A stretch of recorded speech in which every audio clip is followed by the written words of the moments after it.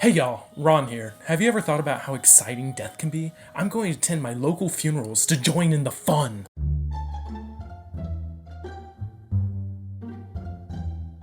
That wasn't exciting at all. It wasn't even fun. That was terrible, seeing how the world would never be the same without a loved one. Thank God I don't have anyone near death. Oh man. The Nintendo Switch is likely in its final year. I mean, it is 7 going on 8 years old. That is like 134 in Japanese corporate years. To commemorate one of the best consoles in the past generation, I figured we could do what every good funeral does, and take a look back on all the memories the Switch has given us.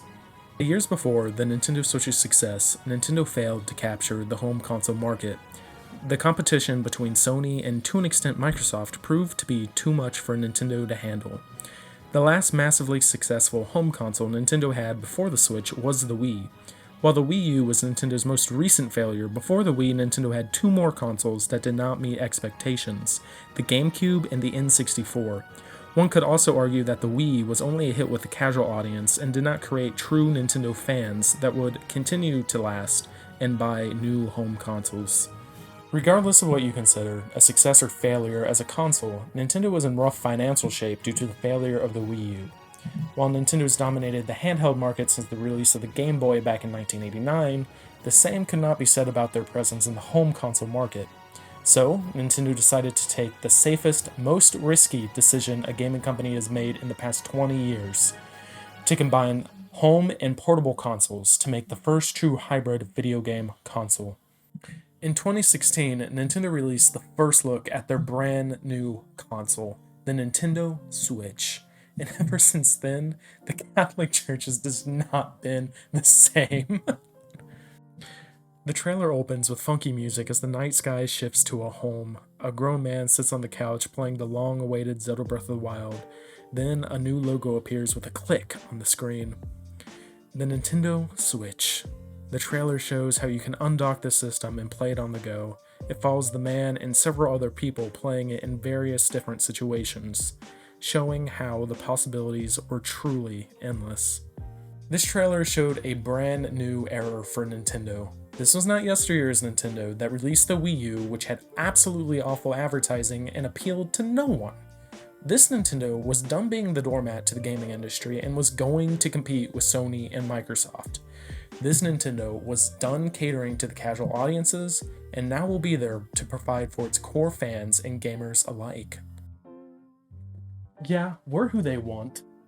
Now, you may be wondering, Ronald, what was your reaction as a 12-year-old boy to this fantastic new-looking console? Well, I was pissed. You see, at the time, my parents had just gotten me my new Nintendo 3DS XL for Christmas. And I was a broke, unemployed 12-year-old that could not afford this new console. I was scared that Nintendo would cease to support the Nintendo 3DS and only support the Nintendo Switch. Thank God I was wrong. However, after watching the trailer approximately 2,658 times, I warmed up to the concept of a Nintendo Switch and promptly forgave Nintendo. I did not own a Switch until February of 2018. Instead, a friend of my family's gifted me and my brother their Wii U to play Zelda Breath of the Wild. It wasn't until almost 1 year after the release of the Switch that I saved up enough money from mowing lawns, doing odd jobs, and with a little help from my parents, I bought a gray Joy-Con Nintendo Switch, a copy of Mario Odyssey, and a Switch case. Even though I played other HD games like Breath of the Wild on our Wii U, the experience of using a console I watched unboxings, gameplay footage, and deconstructions of for the past year is an experience I doubt I'll ever be able to recreate again in my life. The experience of putting the Switch in the dock to play on your TV, then taking it out and playing it on your bed, then using it at your desk only to put it back into the dock and be playing it on your TV again in a matter of seconds, is something I'm sure everyone who owned a Switch did at some point. In the first year, Nintendo came out swinging with massive games like Zelda Breath of the Wild, Mario Odyssey, Mario Kart 8 Deluxe, and Splatoon 2. You can tell Nintendo was taking no chances on this console. Nintendo made sure that if you were a fan of Nintendo or hell, just video games, you either bought or wanted to buy a Nintendo Switch. And it showed. The Nintendo Switch sold 13.12 million units in the first year. Compared to the Wii U, it sold 13.56 million units throughout its entire life. The Nintendo Switch was looking to be the first success in a long time. The most impactful game for 2017 is a close competition between Mario Odyssey and Zelda Breath of the Wild. However, Zelda Breath of the Wild is the most impactful game in 2017 for myself. Zelda Breath of the Wild came out with stunning reviews. Nintendo changed the landscape of the open world genre after this release. The possibilities and situations you would find yourself in are endless, much like the console it was on. Breath of the Wild's gameplay, from the combat to the Korok seeds, was perfect, and it seems that the rest of the world agreed when Zelda Breath of the Wild won Nintendo's first game of the year. After this time, Nintendo really started to experiment with DLC. To be completely fair, the first system that Nintendo had DLC on was the Wii U. It's just the first real successful DLC was on the Switch. It's magical what happens when more than 20 people like you. DLC was a foreign concept to Nintendo fans. Nintendo themselves only released 5 games that had DLC you could purchase on the Wii U. Hell, from what I can find, only about 40 games even had DLC on the Wii U. Although, I wouldn't trust my math. The first DLC pack that Nintendo released for the Switch was Zelda Breath of the Wild's DLC expansion pass. This was Nintendo's first single-player game with substantial content added to it through paid DLC. And no, I do not recognize a single stage in a game no one owned, Pikmin 3. This pass mostly added new costumes and goodies you could find throughout Hyrule. However, the content everyone bought the DLC for was in the form of 3 additional quests: the Champion's Ballad, the Master Trials, and the Trial of the Sword. All this content was a beautiful swan song for one of the best games on the system. After the first year, Nintendo did not stop releasing big, hard-hitting games. In 2018, they released Hyrule Warriors, Octopath Traveler, Fortnite, Kirby Star Allies, Dragon Quest Builders, Donkey Kong Tropical Freeze, Pokemon Let's Go Pikachu and Eevee, and to end the year with an absolute bang, Super Smash Bros. Ultimate. It was a good time to be a Nintendo fan. Super Smash Bros. Was undoubtedly Nintendo's biggest game of 2018, even though it came out 25 days before the start in 2019.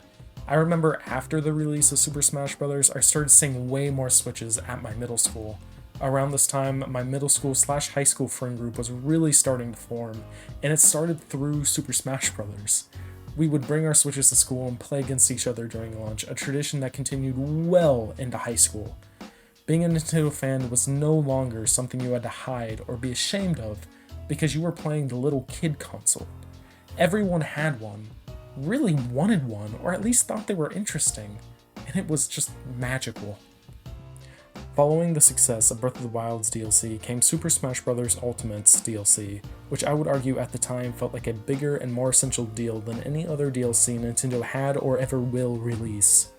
The speculation and rumors that came before each DLC fighter's release was and still is what I remember the most in the early years of the Nintendo Switch's life. Following both successes, Nintendo became more willing to allow or plan DLC.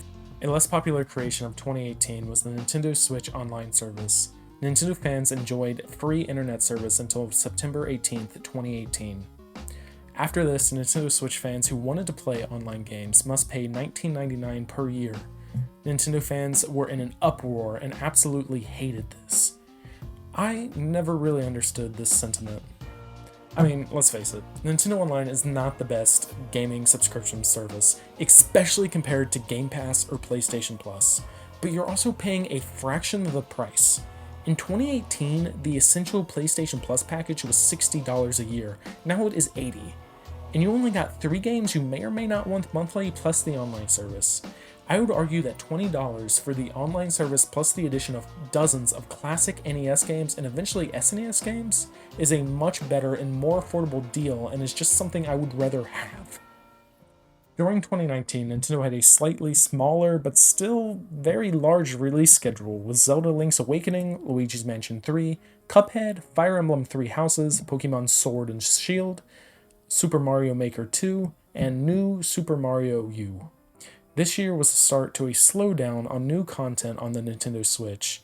After 2018, the projects that Nintendo directly produced just came out at a much slower pace. Looking back, I was tempted to make Pokemon Sword and Shield the most impactful game of 2018. However, after booting that game up again, I could not bring myself to award it anything. So I decided that the most impactful game of 2018 on the Nintendo Switch was Luigi's Mansion 3. I mean, this game is just gorgeous. It has no right to look as good as it does on the Switch. It is by no means a Game of the Year contender, but that wasn't its goal. Luigi's Mansion 3 is just simply a masterful continuation of the Luigi's Mansion series. The gameplay is smooth, the puzzles are fun, and interacting with the environment never gets old. I mean, it is just a fantastic Luigi's Mansion game. On lighter news, do you ever find yourself wishing that the Nintendo Switch was smaller and couldn't connect to your TV? Well, do I have a product for you. The Nintendo Switch Lite released to a mixed applause in 2019. You see, the Switch Lite was supposed to be a budget Nintendo Switch for kids, something like the Nintendo 2DS to the 3DS. However, I just never see these things around unless they're in a display bin at pawn shops or used video game stores. Sometimes I find them at Walmart. The price is just too high at $200 considering you could not actually dock the Switch Lite. For $100 more, you could buy a brand new Nintendo Switch that could connect to the TV. Not to mention, you can find used Nintendo Switches for far less than $200. I feel like if the price was $120 to $150, maybe it would be worth it, but the fact you couldn't even buy a dock to play on your TV or easily replace the joysticks really stunted the success of the Switch Lite. In 2020, Nintendo had what I would argue was a very successful year, but it was also incredibly slow. I mean, with Xenoblade Definitive Edition, Hyrule Warriors Age of Calamity, Animal Crossing New Horizons, Mario 35, Super Mario All-Stars, Pikmin 3, Hades, and Clubhouse Games being your big releases this year, I would argue that you did not have as broad of a selection for people to choose from. But let's cut Nintendo some slack. 2020 was probably just a slow, unimpactful year for everyone. I mean, did you see Times Square during 2020? Something funny must have been going on. Haha! I figured out what everyone was doing. Everyone was staying at home to play Animal Crossing New Horizons! I have to give the most impactful game of 2020 to Animal Crossing New Horizons. I mean, it gave us all something to do during 2020 when we could not leave our house for some reason. This game is just peaceful. The act of collecting goods to pay off your mortgage, collecting animals, and upgrading your island is just an extremely satisfying gameplay loop that we all needed. Not to mention, have you seen the special edition Switch that this game gave us? This thing is just the cutest, most colorful Switch that everyone wanted but did not buy because we were all broke. I guess now is as good a time as any to talk about Nintendo's newest and somewhat controversial trend on the Nintendo Switch. Throughout the Switch's lifespan, Nintendo had a constant stream of re-releases and remakes, such as Mario Kart 8 Deluxe, New Super Mario U, Hyrule Warriors Definitive Edition, and Donkey Kong Tropical Freeze being the most prominent of these offenders. While almost all of these games were a welcomed addition to the Switch's library, some felt that the releases were getting in the way of new games being developed for the Switch. While I understand the disappointment of not getting new games for your new console, most of these games are released on the Wii U, a console that massively underperformed, and many did not experience. Not to mention, most of these games took a fraction of the resources to port on the Switch from the Wii U due to how similar the two consoles actually were. I don't think anyone actually hated these games, more so they were just disappointed that new experiences were not coming instead. With games like Monster Hunter Rise, Super Mario 3D World plus Bowser's Fury, Mario Party Superstars, The Legend of Zelda Skyward Sword, new Pokemon Snap, and Metroid Dread, 2021 seemed to be a return to form for Nintendo. 2021 was the best year in recent memories to be a Nintendo Switch owner. Metroid Dread is the clear choice for the most impactful game in 2021 for Nintendo Switch. Disregarding the history and hype surrounding this game that was announced almost 20 years before its release date, Metroid Dread received dozens of awards in 2021 and became the best-selling Metroid game. This game is so immersive, from its beautiful level design, fantastic combat, and creative boss battles. If you played this game, you would agree with me that you could feel the dread that the game was named after. The game is approachable for newcomers and returners alike, and really showed why the genre Metroidvania was partially named after this franchise after a long hiatus from the gaming market. However, I would argue that 2021 was when many gamers, including myself, really started to see the age of the Switch. At this point, the next generation of gaming had been on the market for about a year through the Xbox Series X and the PlayStation 5. While the Nintendo Switch power-wise was already a generation behind the previous generation, the PlayStation 4 and the Xbox One.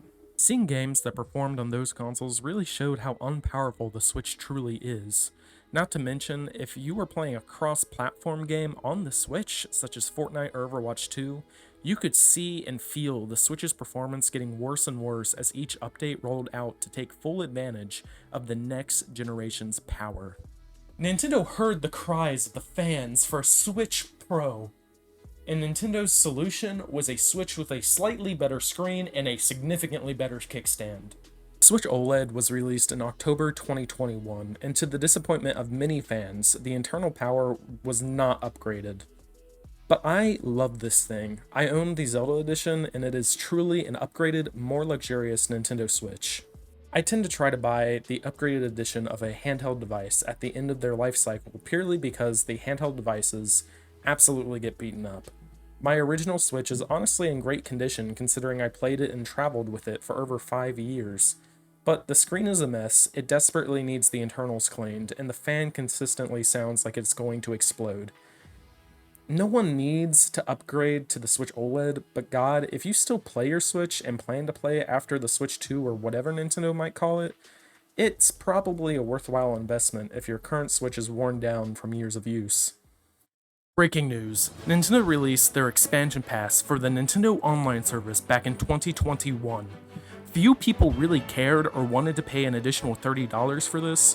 However, with time, Nintendo made this service more worthwhile by adding more N64 games and even some Game Boy Advance games.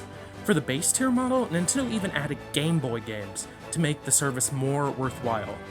In other news, global temperatures are on the rise. Our economy is in shambles.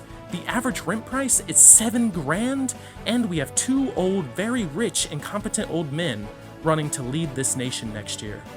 Now, we go to Kelly Smith to cover this new internet trend. Which puppy is cuter? Honestly, even the $50 NSO expansion pass is not a bad deal. But my god, are they taking their sweet time releasing any games on these services? I find it utterly absurd that there are no traditional Pokemon games on any of these services. And there's only about 20 Game Boy Advance games total on this service. That console had 1,500 games in its library, and there's 20. Honestly, I prefer the Nintendo Online service to pay $50 a year and get access to dozens of classic titles. However, with how slowly these games are coming out, I almost would rather just pay for the games I want and end it at that. Surely it only gets better from here with a recently released Switch that did not meet fan expectations and an upgrade to an online service that was not well received. Well, I hope you like Pokemon or Kirby. Whereas 2021 was probably Nintendo's best year in recent memory, 2022 is likely the worst year since before the Switch released for Nintendo. This year's big games were Xenoblade 3, Persona 5 Royale, Kirby and the Forgotten Land, the Pearl Collection, Pokemon Legends Arceus, and Splatoon 3. 2022 just lacked the core games for Nintendo, and this is likely due to The Legend of Zelda Tears of the Kingdom getting postponed until 2023. 2022 had a lot of RPGs, and that is not a bad thing. However, it lacked the core games for its normal fans. Yeah, I'm not normal. Much as I love and adore Pokemon Legends Arceus and Kirby and the Forgotten Land, neither game can or really should be expected to carry an entire year on their own. And the weird thing is that third parties didn't really help fill the void this year. This is likely due to most of them working on projects that simply could not run on the Switch, or did not appeal to Nintendo's core audience. Pokemon Legends Arceus has to be the most impactful game of 2022. While I enjoy Kirby and the Forgotten Land, and I think it's probably one of the best Kirby games in recent memory, Pokemon Legends Arceus is just what Pokemon needs to become. You see, since the transition into 3D back even on the 3DS, the Pokemon Company has had some issues with quality that became way more apparent when they had the power of an HD console in their hands. Pokemon needed an open-world adventure, and the gameplay loop of Legends Arceus proves that. While it's not the prettiest game on the Switch, it was enjoyable, and it showed what direction the Pokemon Company needed to go, even if it takes them a while to fully figure it out. 2022 stunk so incredibly bad so that 2023 could become the most beautiful flower us Nintendo fans have seen in recent years. I was not hopeful about Nintendo's golden years after 2022. However, Nintendo proved me wrong by releasing the best lineup since 2017. In May of this year, Nintendo released the long-awaited sequel to Breath of the Wild through Tears of the Kingdom. This is not to mention, the Switch got Metroid Prime Remastered, Super Mario Bros. Wonder, Final Fantasies 1 through 6 Remastered, a new freaking Pikmin game, and Octopath Travelers 2, Sea of Stars, Super Mario RPG. I mean, the list keeps going. In my opinion, the most impactful game of 2023 has to go to The Legend of Zelda: Tears of the Kingdom. In my opinion, Tears of the Kingdom is not a replacement for Breath of the Wild. It's just a different option. Tears of the Kingdom has an okay story, great gameplay, a great physics engine, and a beautiful art style. However, I feel like this game was held back by the power of the Switch. It doesn't feel like it runs comfortably, the frame rate dips can be annoying. I also don't feel like the game overall is as good as Breath of the Wild, and this is likely due to the development just being interrupted by COVID. However, the highs of Tears of the Kingdom are definitely higher than anything Breath of the Wild provided, and let's not forget that the map is more than double the size of the original. Regardless of your opinion of which game, Breath of the Wild or Tears of the Kingdom, is better, Tears deserves the most impactful Switch game of 2023 simply because it is a fantastic game that everyone should play. And so, we come to the present year of 2024. So far, Nintendo has announced 5 games for this year: Paper Mario and the Thousand Year Door, Luigi's Mansion 2 HD, The Legend of Zelda: Echoes of Wisdom, Princess Peach's Showtime, and Mario and Luigi's Brothership. While Pokemon Legends Z and Metroid Prime 4 are still coming to the system, they will be released in 2025. It is noteworthy that Metroid Prime 4 is finally out of development hell. This game was announced all the way back in E3 of 2017. This game looks fantastic. It seems like a true continuation of the Metroid Prime series. Although the visual quality just didn't sit right with me for some reason. I think that this might be a motion blur or a lighting issue, but something just looks odd in my opinion. But it is still in development and it has a year to bake in the oven, so I think it will be fine. I am glad that Switch owners will finally be able to play this game that was announced over 7 years ago.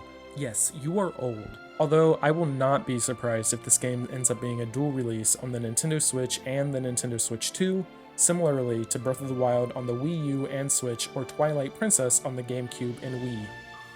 Currently, the Nintendo Switch is sitting at 141.32 million units sold, now competing with Nintendo's most successful console ever, the Nintendo DS, which sold 154.02 million units throughout its entire life. It is also competing with Sony's PlayStation 2 at 155 million units sold throughout its entire lifespan. I don't really think it will sell another 15 million units to beat out either. However, I doubt Nintendo really cares. I mean, they are clearly beating both Sony and Microsoft at the moment, and they are having no trouble keeping their lights on. And that's the life of Nintendo's latest console, the Nintendo Switch. While it might have some kick-ass hospice years left in it, we have likely seen the peak of this console. While it's sad to see what was once a very exciting piece of technology fade away, it was nice to look down memory lane to remind us that at one time, we were stupid enough to like this stinky thing. But while the excitement surrounding that original trailer may fade, the games may rot away and become outdated, I doubt the Switch will ever truly be forgotten. This console was too unique and raised our expectations of what could be a portable upload console. Playing this console in the cafeteria with friends, on a long car ride, or just in my room will forever be etched into my memory with the twilight of my childhood. Well, that was depressing. It's sad to see friends go. I just got this letter from my local churches. I wonder what they want. Well, now I apparently can't come within 100 feet of my local churches. Apparently it is distracting and distasteful to play my Switch in 30 different funerals. Who knew?